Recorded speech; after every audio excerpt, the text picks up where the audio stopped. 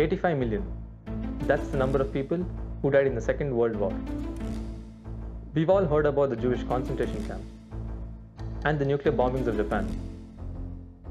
But very few of us know what happened here. More than 3 million people died.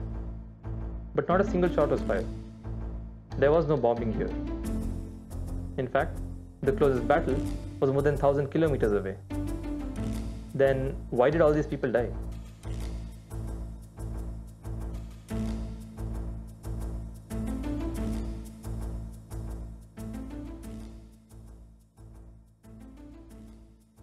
The Bengal famine of 1943 killed around 3 million people. Starving children were thrown into wells and rivers by their own parents. People used to jump in front of trains to commit suicide. They used to eat leaves and grass just to stay alive. You would see beggars on the street begging for starchy water, the water with which rice was cooked or boiled. That's how serious the situation was. But just a year ago, in 1942, Bengal had more rice than it required. It was a rice surplus state. So where did all this rice go?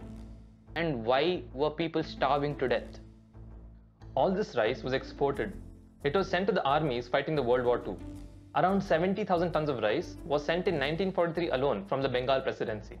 Meanwhile, in Bengal, 100 years of colonial rule meant that people were forced to grow crops like jute and indigo instead of rice and wheat and other food grains.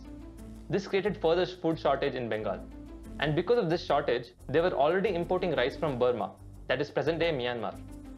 But in 1942, Japan invaded Myanmar. That is why Bengal could not import rice from Burma. This increased the food shortage in Bengal. Now British were scared that Japan might invade Bengal. This is why they carried out the two-pronged denial policy. They wanted to deny any transport possible to the Japanese. That is why they destroyed or took away boats, elephants, bullock carts, and even bicycles. This meant that food could not be transported within Bengal. This destroyed the entire fisherman economy. People neither had access to food, nor did they have the money to buy food. The second part of the policy was to deny rice or food to the Japanese if they invaded Bengal. The police were ordered to seize or destroy rice stocks in regions where rice was grown. Corrupt local officials took more rice than what was ordered by the government, and this made matters even worse. These policies didn't just affect Bengal. It affected Odisha, Bihar, West Bengal, and Bangladesh. Since 1942, the Indian government made several requests to Churchill's war cabinet asking for help. But all these requests were rejected by giving reasons like there are shortage of ships, when in reality, Australian ships carrying wheat to Europe sailed right through the Indian Ocean. In fact, countries like Australia, USA, and Canada offered to help solve the food shortage problem in Bengal and other parts of India. But all these offers were turned down by Winston Churchill. Despite of thousands of people dying every day, official statements in London use the word food situation instead of words like famine, death, and starvation. The Indian government was not allowed to use their own ships and reserves to solve the food crisis in Bengal. Despite the severe situation in Bengal, food was being exported from Bengal to countries like Sri Lanka. In 1943, UK had a population of 47 million people. Bengal had a population of 61 million people. UK had a surplus or excess of 18.5 million tons of food grains. Think about it. 47 million people had 18.5 million tons of extra food, whereas these 61 million people barely had anything to eat. When a telegram was sent from Delhi talking about the severity of the famine and the number of people who had died because of it, do you want to know what Winston Churchill replied? He asks, why hasn't Gandhi died yet? He is also alleged to have said, famine or no famine, Indians will breed like rabbits. This clearly shows how heartless and insensitive he was towards the millions that died because of his actions.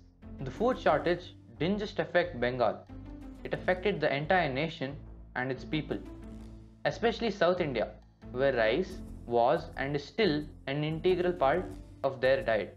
Due to increase in prices of rice, idli and other South Indian dishes became unaffordable. Hence, a new breakfast dish was invented.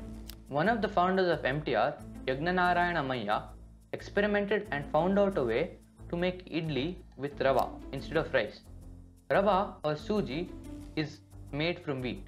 He substituted rice with rava and hence rava idli was born. This dish was an instant hit in South India and it later became popular across the country. The Bengal famine is the best example where millions have died because of the actions of few individuals. It is important to know that this famine was not caused by natural causes. This was a man-made disaster caused by the British Raj, their policies, and most importantly, by Winston Churchill.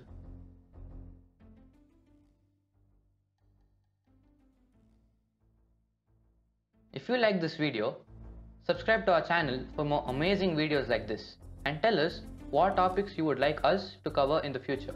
And while you're at it, hit the like button and spread the word.